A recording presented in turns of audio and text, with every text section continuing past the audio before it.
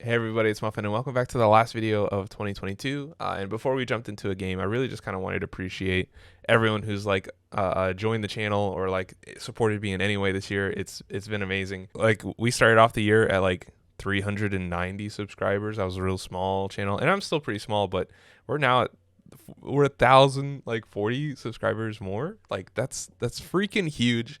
And for any of you guys who don't know me like too much, I've kind of been doing YouTube for like a while, since I was like 16. So it's kind of cool to like for the first time have some level of like an audience and kind of have found what I enjoy doing on YouTube, and that it seems like people also enjoy that I do it. Just wanted to also say, one, thank you to everyone who has joined the channel or supported in any way. Y'all are amazing. If you hit the subscribe button at any point or watched any video, even if you had like feedback that was like, this is what you're doing wrong, I really appreciate it. It's always let me grow as a creator, and that means the world to me. I love it. But then also, as far as what my plans are for 2023, it's still my goal that I really want to teach new players on how to get into TFT and the basic concepts and really improve. But then also I really want to play competitively. And I know that like starting on the 9th is when the first snapshot to play in competitive TFT for the season for set 8 is. But currently I am Diamond 3 with 20 LP, and that's because a lot of my focus has been on trying to like make content for new players and really like try and think about how I can teach new players. But I think that probably for the next couple of days, I'm going to put my focus on like actually training to play professionally. And so we're going to make the same type of videos where I talk over my games while I'm playing them and try and be as educational as possible. But I'm actually going to focus on trying to, in order to like get into a tournament, you have to be like top 150 like players in that your region. So NA, I'm currently 5,600. So I mean, that's a lot of training I got to do. But I think if I every day am like VOD reviewing my own games as well as learning how to play better, then I think I can actually do it, and maybe not compete, but maybe definitely get close and be prepared for like when the next tournament comes around. So that's probably what content's going to be starting after the New Year's. But anyways, for now we're going to be hopping back into a game on my Smurf, where we are going to talk about some basic concepts. I've been doing econ all week, but I actually feel like I kind of have touched on the major points of economy. So now I want to kind of talk about itemization and how we kind of pick our direction based off of items that we have found. Kind of how you pick your starting item off of first carousel and how that gives you a sense of direction, but then how that can change throughout the game, ebbs and flows, or kind of like how you play around. Maybe you have an end-game unit like Soraka is who you're playing for, but then what do you do in the early game when you don't have a carrier, or how do you pick a carry for that Soraka carry? I know I've been playing a lot of attack damage recently. I have become a believer in spell slingers. They do in fact exist. I think they're actually a lot of fun. I think my game has become a lot more rounded because I understand how to play a decent amount of the AP tree a lot better now. So that's another reason why I think I actually can play competitively, because that's what part of my game that I've been focusing on, because it's been lacking. I have not been playing AP units at all. So I really like the Soraka builds. I really like playing around Talia, and I also really enjoy like Zoe and LeBlanc. I think LeBlanc is a really great early game like unit, and even late game. Holy crap. There are some times when like my Soraka will die and my no item LeBlanc will still clean up the enemy team and get at least like 4 kills and save a ton of HP. So LeBlanc is probably a character you might be underrating, like I have been this entire time. LeBlanc's insane. There's probably a decent argument that LeBlanc carry is pretty powerful, but it's also probably one of the most contested units, being a hacker, and you really like hacker in a lot of comps. LeBlanc and Zoe, as well as LeBlanc is a spell slinger, so in every spell slinger comp. But for now, I'm going to skip to whenever the game starts. All right, here we are. And like I said, I've been kind of going tier start recently to play around the AP tree. A lot of people are focusing around the duelist board, or even the like the sure shot, Samira, and civilian board. Yeah, we're gonna start with tiers. Yeah, I've been kind of starting tiers. It's underperforming. It's under contested, I think, but then also it's got a way stronger early game if you hit like any of the units. Zoe is kind of really good. Now it's any of the early 3 costs, but ooh. Ezreal, Fiora, Malphite, we might be able to play around undergrounds this game. But yeah, tiered makes me think we're going to do like a blue buff or a Shojin. Either one can work. If it's blue buff, you're probably working around some kind of We can have mascots at first, then we really want to grab this Galio. We probably don't need this Fiora at all. So we grab Galio and we'll take Blitzcrank. Just because he's an admin, early admin, figuring out the early admin, especially if we find LeBlanc. This is very valuable. Ooh, that's a bow, though. Which means we actually might be playing around, like, a... What's her name? It's not terrible to think that we might be playing Duelist from this angle as well. What would be really nice if we find ourselves a Vi here, and we just put Vi in with a Blitzcrank. I'm not sure right now what's really good playing around this Nasus and Malphite unit with a tier, other than, you guessed it, Yuumi carry. Okay. Okay, it doesn't matter. Yeah, I think it's pretty obvious what we're doing. Early game, we are going into Undergrounds. We want to build around an AP unit. Actually, we might be able to just hard force Sona carry. I'm not sure if any of these are actually good. Probably Celestial Blessing. I think it's actually worth a refresh. Ooh, Spellslinger. There's an argument that it could have also been... Okay, we'll do this.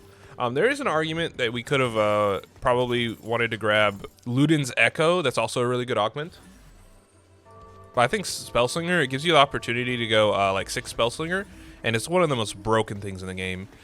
For now, we'll just put this here. I'll give you a tier. So we're probably playing around Soraka carry. I mean, not Soraka, around Sona carry. Since it's already built into what we have, we can build items on her.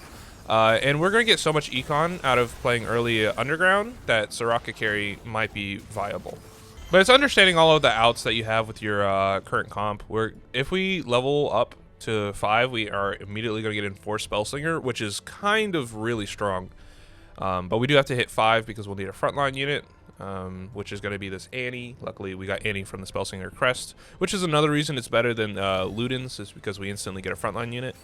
Ooh, now we have 2 doubled up. But we do want these Undergrounds really bad, and we probably don't want to take too much health, and we don't really need 1 cost either, so I'm down to level up, get this Annie in. And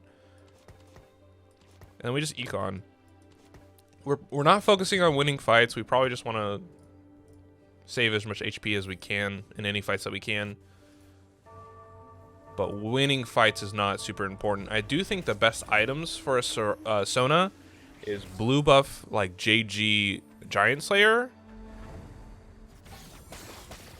Especially since we're going to get so much AP from both Spellslingers and maybe Heart, if we get a Heart unit in.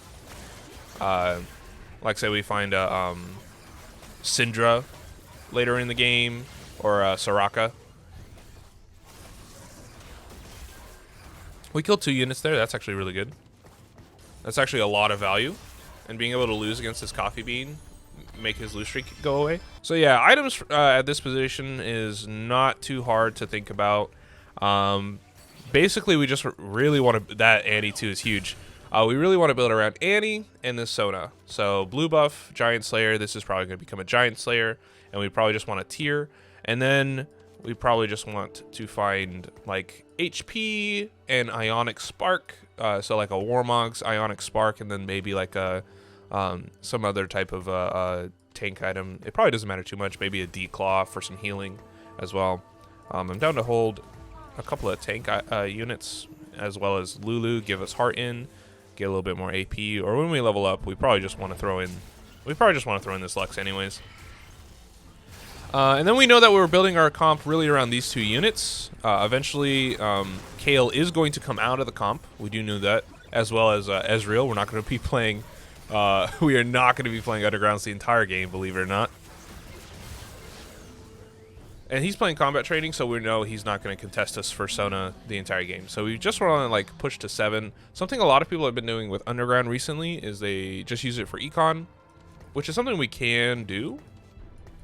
Or we can try and push it for like a bigger cash out. It all depends on how strong we think we are. So we're closer and probably want to finish blue buff first. So if we get this tier, that's probably our best case scenario for our comp. The reason we don't want to go for a tank item yet is because we cannot finish one other than like a ZZ Rot, which is not very good for Annie, because the purpose of Annie is you want her to live as long as possible. ZZ Rot you want to put on a champion who's probably going to die, or who you want to target first. And the whole point of Oxforce units is that they don't die very long. And the whole point of her being a spell slinger is that she's going to cast a huge shield that makes it so she doesn't die very quickly. I don't know if there's why we're holding this Galio. I think holding Riven's probably being too greedy. But I'm kind of okay to hold this Galio. And a better heart over Lulu is Lee Sin because he's a tank unit. And we only have one tank right now. So we do have the option to not hold these guys for too long. I'm not going to slam this bow just in case it has to become something other than Giant Slayer.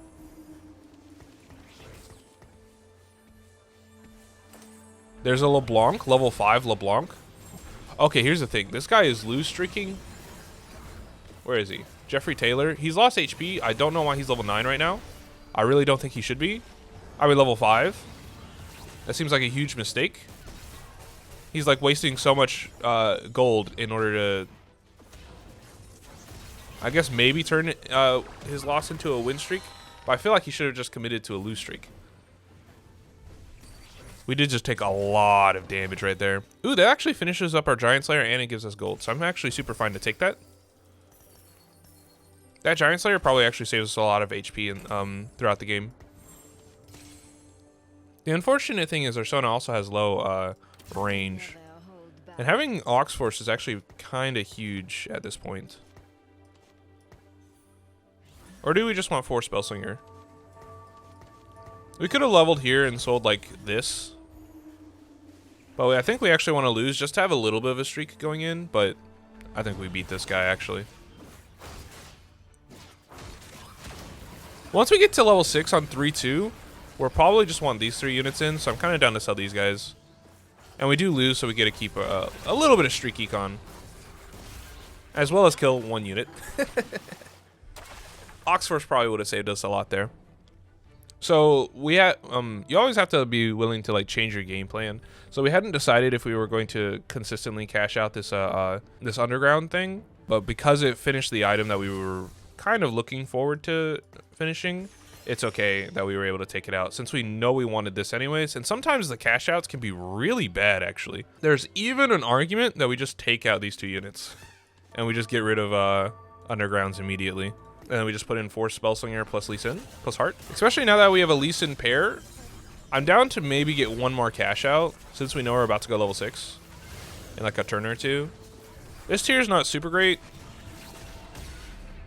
It's also not terrible. I was actually literally about to say that Protector's Vow is not terrible on Annie. It gives her a shield, but then also gives her a bunch of armor stats. And since she'll cast another shield, most likely after... I don't think Lux 2 matters for us at all. I don't know if I got it in time, but I hope we did. So, Protector's Vow is not bad because she'll cast her shield hopefully once or twice after this happens. So I think you actually get a lot of value. I'm down to get 1 more cash out just to help us get to level 7 faster. And we know we just want a rod for this. So we are going to greed a little bit longer. It actually might be worth having Heart in over... Oxforce right now.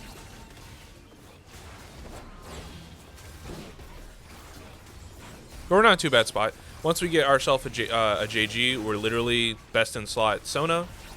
And then we already have the Spellslinger emblem, so we are actually even able to beat a Jax with freaking Death's Defiance this early. Part of it's because he doesn't have attack speed. It's a 1-star Jax. And he has 2 healing items, so Bloodthirster plus Death's Defiance isn't a super great combo. But we're actually in not too bad of a spot. But actually super... There's LeBlanc. Oh, we can't refresh, so we probably want this LeBlanc item. Or we want Smash. Smash is probably really good because it's really good for CC. Magic Resist also could be good because he just steals everyone's magic resist and we just kill everyone instantly. But it's probably Smash actually. It gives us a unit we already want over this one because he's like the best Oxforce to have late game. And then everyone's going to go level 6 right now, so having this Lee Sin pair is actually insane. And then yeah, we're just going to finish up 1 more cash out. Position like this because we want our Alistair to get as much value out of this this as possible, which means we just want him to be able to cast a lot more. Did he get Behemoth? Yeah. So this guy's going to contest us for Alistar, so we know we're not probably rolling for Alistar 3. And we may not even be playing around Sona 3. Sona is also a really great item carry for like Soraka, if we can give Soraka a Spellslinger emblem.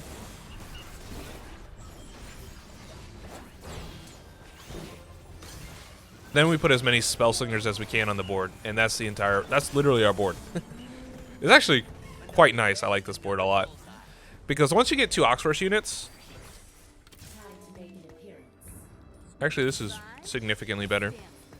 Because once you get like 2 Oxforce units, as well as like probably an Aegis, since we have Aegis with Alistar, and now we also have a Brawler with this guy. Oh, we don't have 4 Spellslinger in. Alright, yeah, it's probably 1 more cash out, then we push level 7 at 4-1. We don't want to grief our econ too bad, and we are winning fights, so we know that we don't need to like super invest a lot of economy into leveling, because we are winning fights. I think we ended we ended last stage with 74, so we're actually in a really great spot. A lot of upgraded units. Well, I say a lot. It's the two main frontliners are upgraded, as well as we have most of our items on our main carry. And it doesn't look like the rest of the lobby is that strong. Plus we have our main trait, which is Oxforce. But once you have 2 Oxforce in and like an Aegis, and I guess 1 other unit, because you normally want Alistar, Annie, Echo, and then like Zoe as your frontline. Once you have like kind of a decent frontline, you literally just start throwing as many Spellslingers as you can, and they'll kill the enemy team in like 5 seconds. We really want this Misfortune. This Misfortune is huge. Oh, we just have a 3-side item Sona for no reason. Are we contested? Yes. Yes, we are. I don't think he's going to go for Sona reroll, but... Okay, this guy's holding Sona. I guess we can still decide. I don't think that guy's going for Sona 3, which is like good. But he still might be holding those 3 Sonas, so if we don't find a bunch of Sonas... Actually, no. We're holding a Spellslinger Crest. The whole point of Spellslinger Crest is like to just keep on throwing as many Spellslingers as possible in. So we're just going to use Sona as like a item carry, and then we use it into probably some kind of late game unit like a Soraka with a Spellslinger emblem, or some other itemization or other unit priority. But for now, we should actually be quite strong. Especially if we are able to find ourselves a Sona 2. She's sitting at 200 AP, like 15 seconds into the fight. That's glorious. So even this guy who's playing Duelist is not doing super great against us. He's not doing terrible. Oh, also once we cash out, we can take out Ezreal. I did forget about that. So yeah, we've just been able to win streak through this entire stage. That's our cash out. That's 2 more Annies.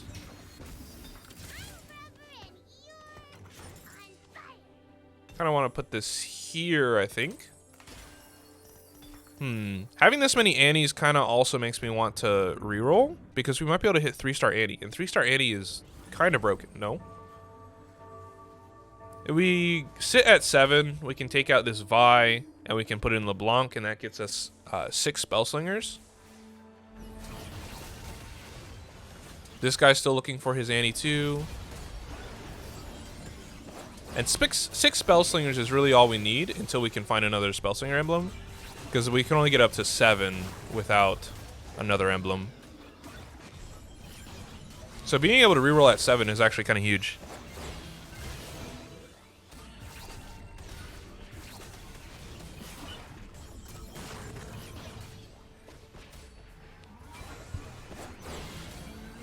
So all just depends on if this guy decides to reroll as well. Win streaking this whole stage should just prove that freaking Spellslingers is insane. That's a Sona 1.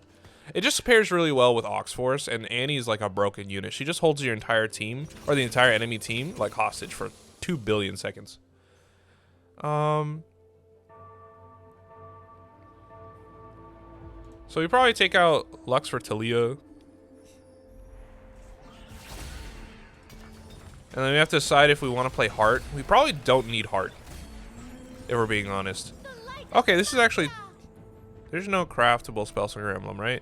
Okay. So, especially now that we have just a Heart emblem right here. We probably want to remake that glove. We probably just sit at 7. Oh, man. I think I'm getting baited, man. I am getting baited hard. That is 6 Spellslinger. Is this a strong enough front line? We don't have Aegis in. We can sell you. Let's see how it goes. I really think we do want to itemize this to Leah and have 2 main carries. Shojin's one of her best items, especially if you don't have Star Guardian in. Or even Star Guardian 3. So, like, Lee Sin is probably going to get replaced with Echo. Since we have to keep Lux in. So Brawler wasn't long for this world anyways. I feel okay with this. But that will get us Aegis back in pretty soon. Jeweled Lotus would have been very nice. I think now we go Blue Battery. Or do we just want all our Spellslingers to be able to... This seems pretty strong. Oh, we're actually in a really great spot right now. What is happening? Yeah, once we find an Echo, there's a huge argument to replace this Lee Sin. And now everyone can spell crit, so now we're just worrying about tank items or items for this Talia. And 6 Spellslinger is just like the strongest thing in the game, man. It's so good. It will happen on a Lee Sin 3. Maybe we just put it in and then level up for Echo. But I think now our decision is to reroll. We have 5 Sonas, and we're not losing any fights. And I don't think we're close to losing fights anyways, either. If anything, we probably want either a Heart or an Ox Force spat. I don't imagine anything else is that important. Like, mascot emblem is possible, but we probably just want, like, tank items for our Annie anyways. But yeah, I feel like we're actually in an amazing position. Just still keep rolling. Okay, I don't think we're going to go for Alistar 3 at all. I don't think that's super great or important. There's an argument you can put Yumi in here to get mascot plus another heart unit, which is, and Star Guardian. But I think we do just want the front line.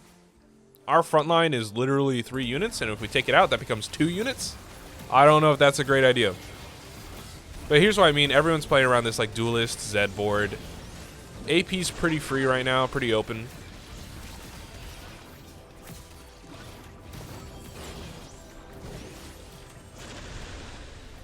I actually am also not a super fan of like Thieves Gloves. I feel like you always get items you don't want, like 100% of the time. Can we look at the other guy? He does not seem to be carrying Sona at all. He's a Talia carry. He's just using Sona for the buff that she's giving. Probably best items we can get. We don't have anything for our Annie yet. But Talia, finishing a Talia item would be really great. If we had gotten this belt, then I would consider like reforging the glove we have. But if we get, oh wait, no, we have crit already, so we don't need this glove unless it's maybe a Hodge or a guard breaker. She likes guard breaker. Glove, definitely not. So I'll take a tier. And this is why it's good to play comps that are uncontested. There is argument we could play Hodge. Hodge is not terrible. This also is a heart emblem. But I don't think we're taking Lee Sin out. Something that we also could risk is making an emblem and then reforging the emblem. That's an option. And hoping that we find a Spellslinger emblem. I don't know if it's the correct option, but it is an option we have. He's sending in this Zoe. That's a big mistake because it's a Zoe 1 with no items. It's literally just going to die. Something that like is kind of a bad thing we did for positioning is this Talia. We should be scouting for Talias so we know where to put her. We want her on the opposite side of enemy like carries. So her being this left side for this matchup was really bad, and I don't know if we should have done that for every other matchup as well. Us having a Talia 2 is really great. This is part of why rolling on 7 is really good, because you can natural a lot of your forecast rerolls. Or not rerolls, upgrades. Even though it's not always the best, it kind of depends. Like everything in TFT, it super depends on what your goal is at that time, and you have to constantly be adjusting for these things. So we were thinking about going 8 until I realized that no one was really contesting our Sona. We were starting to hit a lot of Annies, a lot of Lee Sins. And we already had Talia on our board, and we were able to put in 6 Spellslinger. So it became a really great idea for us to start rerolling. I think we're losing a lot, actually, out of not having this Hodgin. It would give her bonus crit. It would give her a bonus crit chance. But maybe we can greed it. We'll see what we get off of this, off of Aurelian Doom. If we slam this item, we'd be wasting a lot of time. He's doing combat training Jax. This is Nebuchadnezzar. I wonder if how much AD his Jax has. Not much at all. that Jax has no AD. So like, you always have to be thinking about what's the purpose of what you're doing with your current comp. If you're playing combat training, you're trying to take a unit and get them to kill as many units as possible over the entire fight, so that they can over the entire game, so they're constantly gaining more AD. So what are you gonna do with that? You're gonna find a unit early and try and get them a ton of AD. Okay, so here's like, we can make redemption here, or we can even make a mascot emblem for Annie.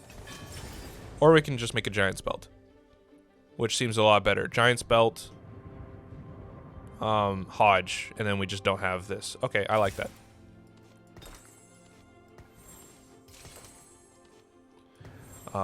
Anything else is just too greedy. Okay, so we have our Echo, which is our when we go 9, or when we go 8, it's our level up. Okay, so here we wanted Talia on the left side.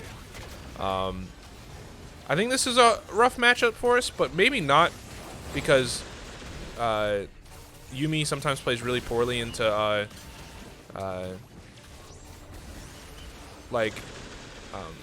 what's that? Oxforce boards. If we had been left side, it might have been a lot better. He's still level 6. There's a huge chance that we are able to turn this around, especially once we hit 1, 2, 3 3-stars units. Like 3-star Sona is a huge spike. And we just got 3-star Annie, which is huge. Alright, we're 1 off. So yeah, other people are starting to really spike out. We're definitely seeing a lot of people position on this side of the board. So we definitely want our Talia here. I'm kind of going to put Soda in the middle. I saw some Zed players over here, and we just want to dodge that as much as we can.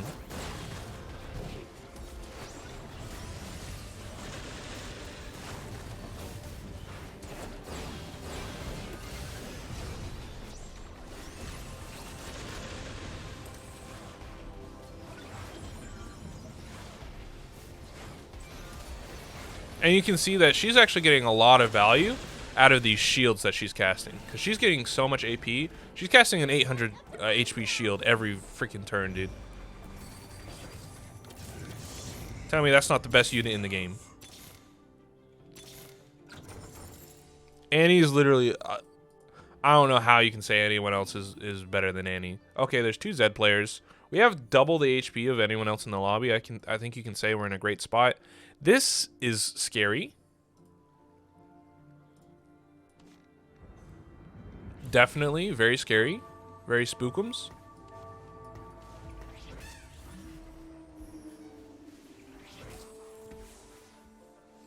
Because it was a, what, edge of, Knife's Edge, Duelist Samira. So she has a bunch of AD and she's got Duelist, so she's attacking quickly. Yeah, that's scary. Yeah, we do unfortunately play really badly into Duelists. Hopefully they're all able to just execute each other, or we are able to just spike really quickly. Actually, we just play poorly into Edge of Night, because we're not able to kill it. And Oxforce. We probably want this. I haven't paid attention to what the weather is. Sunfire also might be really good. We really don't need AP. Shiv actually for armor, for MR armor, and that gives us a Lee Sin 3. So that's pretty huge. I'm almost willing to roll it down, find our Sona 3.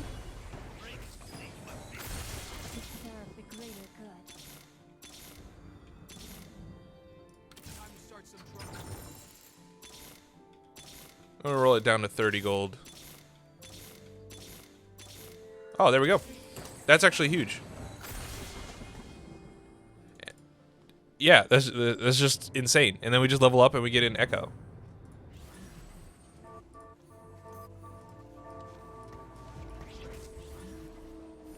We also probably wanted Annie on the right side. We don't want these two guys too close together, hoping that maybe Talia will only ult one of them at the same time, which she did.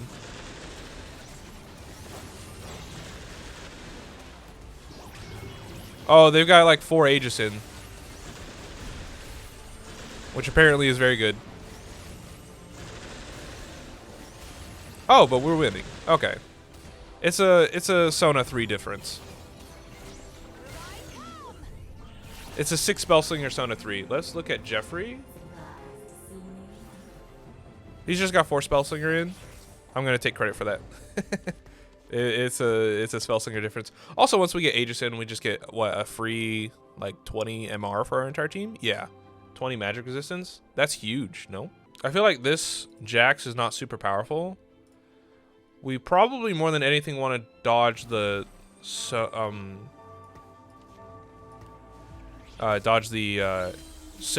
more than anything else. So kind of getting this Sona to be able to constantly build up her AP throughout the fight is probably better than trying to position around getting her on Jax. Because Jax actually doesn't have any damage on him.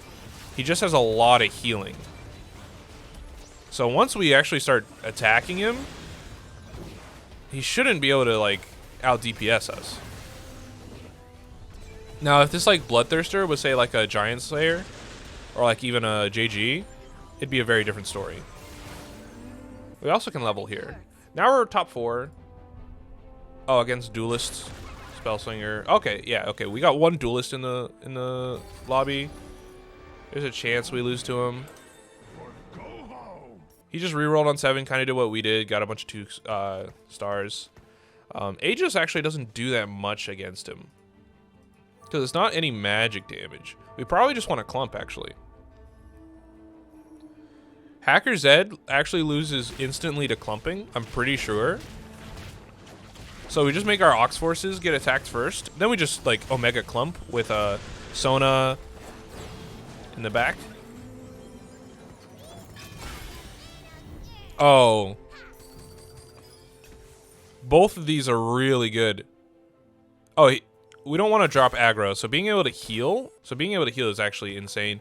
I do think we do more damage off of our Sona.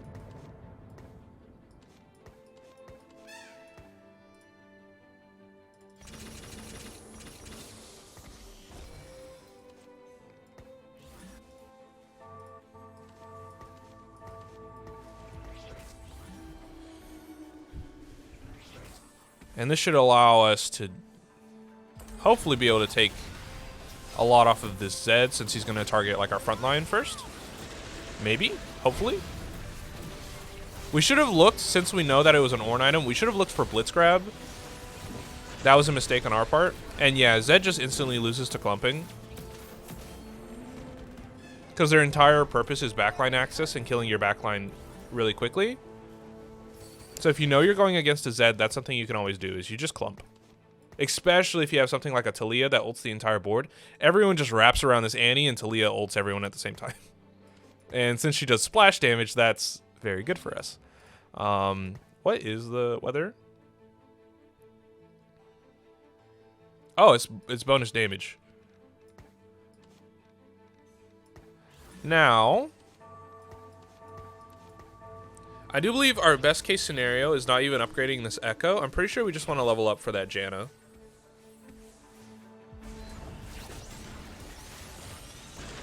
And I super think that we had great positioning since we... why are we not attacking the Leona? Hello? There we go. I was about to say, it's literally ulting our most valuable unit. The only unit we don't want to get ulted by a Leona is getting Leona ulted. Hello? But no, now we should be able to win out. I think this is a first. Sona 3 carry.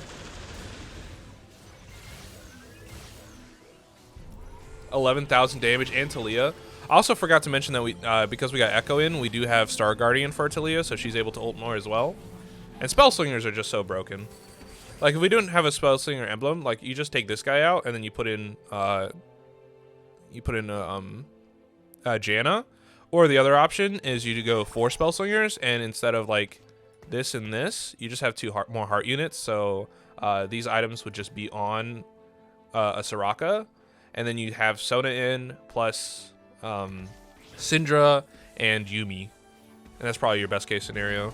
We are still hopefully getting on this Leona pretty quickly. Maybe not.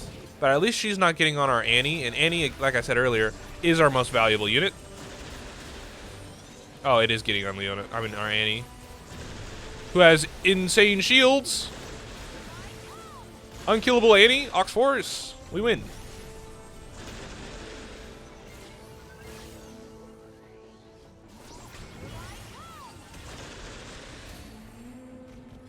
And as all, we end the game with a GG. That's a very nice first. Very well played, very well played. And so kind of like my thought process throughout that entire game is we started off with a tier, and that makes us think that we're going more towards like the AP tree. We started tier Rod, but then we also found ourselves a Sona. So yes, we are going to probably play around Sona until we are given a reason to stop playing around Sona. Maybe we find someone better. If we found like maybe what's a good reason that we would change, right? It's probably if we never found any rods or we never found any more tiers. So maybe if we just got like 3 gloves, then now we're going probably, okay, what are we going to do with this bow? It's going to become a Last Whisper. Maybe we pivot more towards a duelist board, or even Samira with like sure shots, or even Senna is starting to get a lot more attention recently, re-rolling with threats. But no, we did find ourselves another tier pretty easily, and then we found ourselves a sword from the cash out. From our underground. And something that is also important to think about with underground is when you're playing around underground, you don't have to commit to going for a super long cash out or to a super short cash out. Really just go, does this cash out benefit me more right now, or should I wait, right? Every time you get a cash out, you should make that decision. So we instantly got ourselves our best in-slot item with a Giant Slayer. So yes, we can just take that and give ourselves 5 gold. It helps us reach Econ, and it immediately benefits us and probably saves us a lot of HP throughout the entire fight. And that's kind of how you approach the entire game. So once we also then had that glove, what are we thinking? Oh, we just want to finish an item. So there are 2 items that we can go for, and that's Guard Breaker, or we can go for JG. And something that I think a lot of people like sleep on is sometimes just because you have a JG on your carry, they'll go, oh, I already slammed a JG, so now I'm not going to take a Jeweled Lotus as an augment. I'm going to take like Battle Mage. Battle Mage would have been horrible there. We frontline our Sona. There's a huge chance Jax gets on our Sona all the time. Our entire team gets ulted by an enemy Talia. No, it's not good. Battle Mage is actually, I don't think, a very good augment at all. At least not right now. Maybe I'm wrong. And you can go some kind of crazy Annie carry. But no, like, it's also good on the 5 other units on our board that are going to be Spell Slingers. They can all now crit, and they all have 100 bonus AP. And our team gets more AP every time our Sona and our Lee Sin casts. No, that's way stronger.